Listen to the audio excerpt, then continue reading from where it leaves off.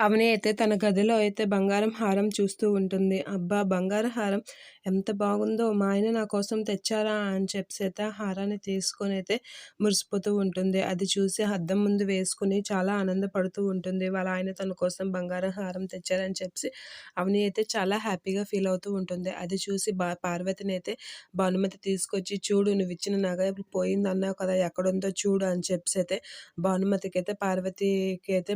చూపిస్తూ ఉంటుంది. అది చూసి అవని అయితే అద్దం చూసి మురిసిపోవడం చూసి పార్వతి అయితే చాలా షాక్ అవుతూ ఉంటుంది. ఇది బయట వాడి దగ్గర చూసిన నగ కదా! ఇదెలా వచ్చింది అవని దగ్గరికి అనేది అనుకుంటూ ఉంటుంది. నీకు మెరుగు పెట్టించాక నీకు ఆ హారం ఇస్తానమ్మా అని చెప్పి పార్వతి అయితే పల్లవితో అంటూ ఉంటుంది. ఆ నగని అవని మెడలో చూసి షాక్ అవుతూ ఉంటుంది పార్వతి. అదంతా చేసిన పల్లవి అయితే చాలా హ్యాపీగా నవ్వుతూ ఉంటుంది. ఇక ఆ అక్క మీద మంచి అనుమానమే కలిగింది అత్తయ్యకి అనేది అనుకుంటూ ఉంటుంది. ఇక అత్తయ్య వాళ్ళు లోపలికి రావడం చూసి అవని అయితే అలా చూస్తూ నవ్వుతూ ఉంటుంది. ఇక పార్వతి అయితే మెరుగు పట్టించడానికని ఆ హారం పట్టుకొని బయటకు వెళ్తుంటే అనురాధ తమ్ముడు దొంగిలించి అక్కడి నుంచి పట్టుకొని వెళ్ళిపోతూ ఉంటాడు. అది తెలియక అవని అయితే ఇలా అంటూ ఉంటుంది. అత్తయ్య హారం బాగుందా అని అంటే ఎవరిచ్చారు అని అడుగుతూ ఉంటుంది పార్వతి. మీ అబ్బాయి అక్షయ్ ఇచ్చాడు అత్తయ్య అనేది అంటూ ఉంటుంది. ఆ మాటకి ఒకసారిగా షాక్ అవుతూ ఉంటుంది పార్వతి. ఏంటి అక్షయ్ ఇచ్చాడా?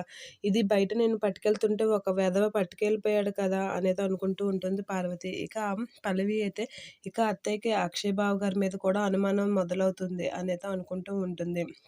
ఇక అవని అయితే ఆ నగ చూసి మురిసిపోతూ ఉంటుంది. చాలా హ్యాపీగా ఫీల్ అవుతూ ఉంటుంది. వాళ్ళ ఆయన కొనిచ్చాడని తెలిసి. ఇక పార్వతి అయితే ఏంటి ఇది అక్షయ్ ఇచ్చాడా అవనికి? అవని అబద్ధం ఆడుతుందా? నేను మోసపోతున్నానా? నాకేం అర్థం అవ్వడం లేదు అని చెప్పి పార్వతి అయితే షాక్ అయ్యి అలా ఉండిపోతూ ఉంటుంది.